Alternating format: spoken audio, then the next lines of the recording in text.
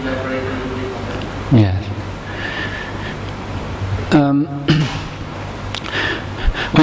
In fact, just a slight point of language first, that the word tambun in Thai, which is usually translated as making merit, that's a particularly Thai idiom, which is not found in the same form in Pali language. Anyway,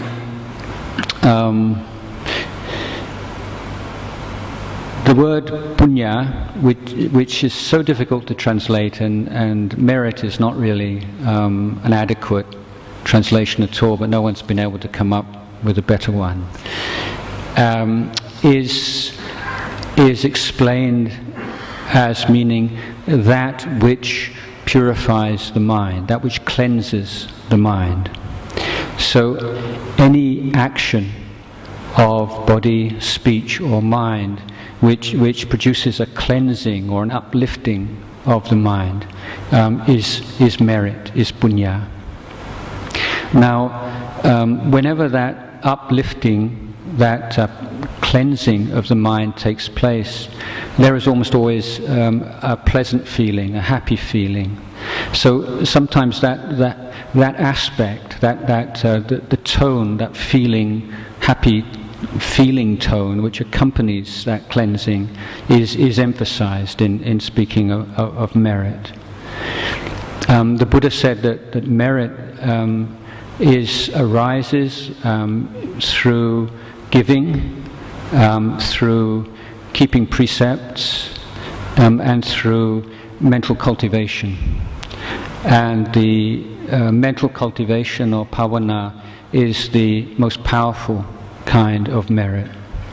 Now in Thai society, we find that the first of those three, the giving, has been emphasized, we might say at the expense of the other two, which means we have a very generous society, but one in which there hasn't been as much emphasis as might be on mental cultivation or even keeping precepts.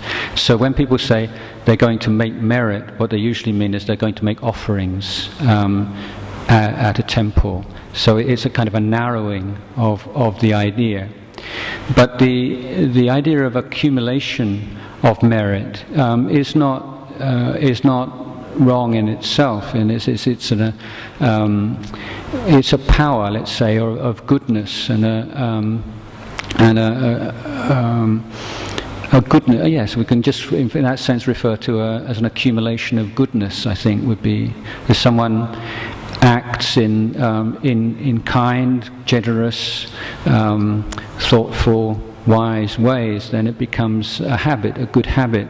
It's a habit of goodness, and that is something which will be a significant causal factor in rebirth.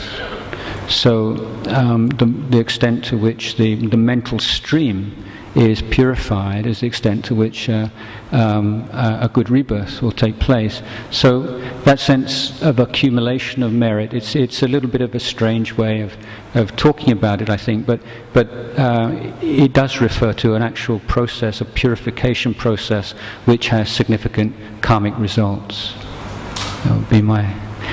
So when I was talking about it as a gem, it was more like how it feels when you realize that all the good things you've done in the past are not lost, because by bringing them to mind, you just immediately you can feel that there's something very beautiful inside you that has been accumulated. In a sense, it's not been lost. And as I say, something that even took place when you were a child. Now, if you think about it, I'm sure you'll feel really kind of proud of yourself in a good way, you know, that was a really beautiful thing to have done. And,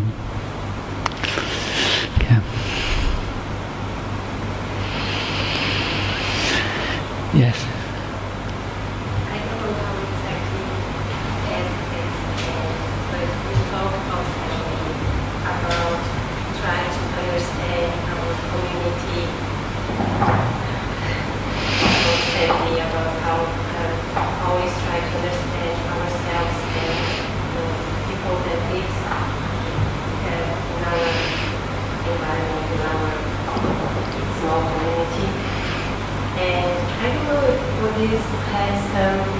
because I feel as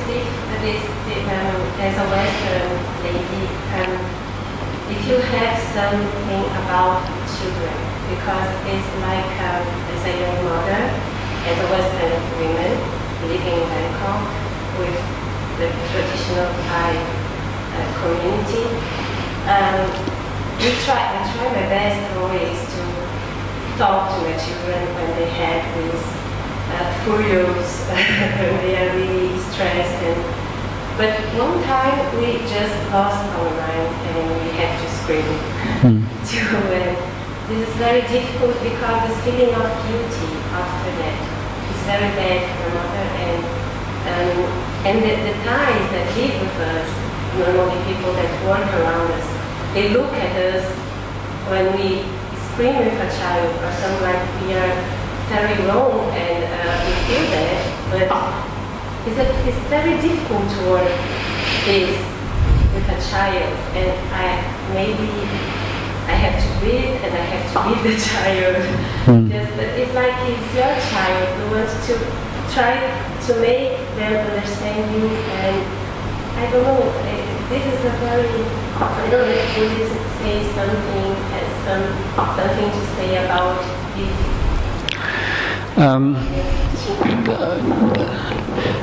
A number of things. I think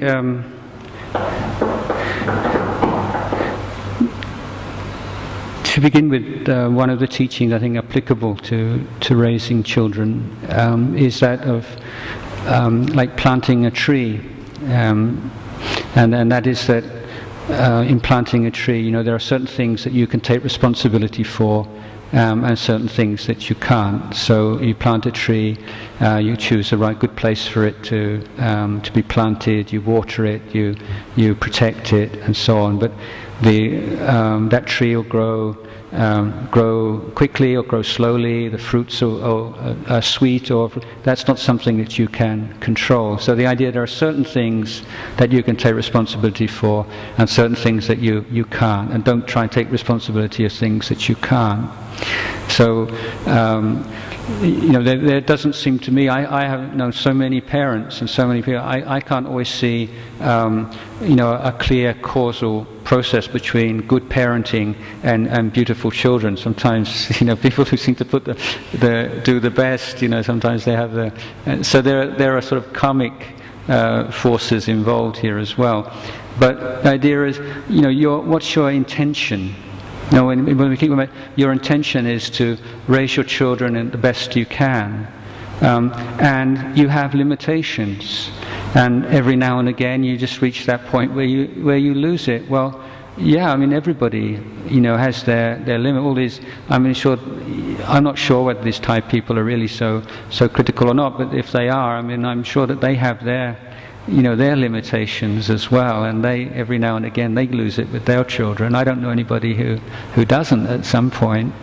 But your refuge is, you're really trying your best to communicate with your children and not to lose it.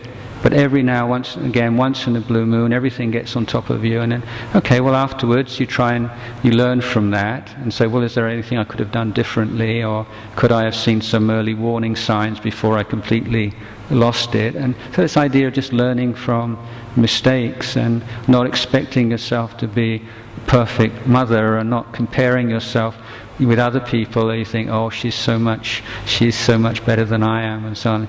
There don't have to be a special way for in the eyes of other people. I think that again the sense of development of mindfulness is one in which you're becoming more and more sensitive to yourself, and so when strong negative emotions are starting to arise, you have this kind of early warning system where you realize you're starting to get really tense, and now it's maybe just time to draw back a little bit and just to so I think that mindfulness is a way of keeping things on track. But the other point I make is that in Buddhism we make a distinction between shame and guilt. shame itself is not so, it's a bit difficult word in English even, but in Buddhist psychology, shame is considered to be a positive or a wholesome mental state, and guilt is a defilement of mind. So the difference being with guilt, there is this sense of self. I am bad, I shouldn't be like this, I should be better than this. So it's all wrapped up with this idea of being somebody or not being who you'd like to be, and so on. Whereas shame is focused on the mental state itself, seeing that is an unwholesome mental state and not something to be promoted, not something to be encouraged, but something which should seek to abandon. So it's a difference of focus between the person and the action or the event. And so the guilt is included in one of the 5 hindrances to meditation. So it's a serious problem, hindering peace of mind and wisdom. Whereas a sense of shame is actually a very supportive factor, and something which, together with there's another virtue which is a pair with it, which is an intelligent fear of consequences. Again, it's not kind of a sort of paranoid or neurotic kind of fear, but one which recognizes that if I do something like this, then there will be these consequences. It's better not to do that at all because I won't enjoy those consequences. So these 2 factors, this is what we're calling intelligent shame and intelligent fear, are the 2 underpinnings for this training of conduct. So, anybody else? Is there a specific strategy for dealing with guilt? I think, to begin with, just that recognition of it as a defilement. And I think commonly we hold on to guilt because we feel like it's somehow irresponsible not to feel guilty when you do something wrong. You know, it's like you're just getting away with it for free. You know, you do something bad and you feel bad about it. And somehow there's a kind of an indulgence in that, as I'm getting my just rewards. But if you can accept the idea that that's not exactly correct or wise, and that it's possible to develop a sense of shame, which has an equally powerful deterrent effect, but without the negative consequences in terms of our relationship with ourselves, and just sort of putting too much on and making too much out of our faults and failings.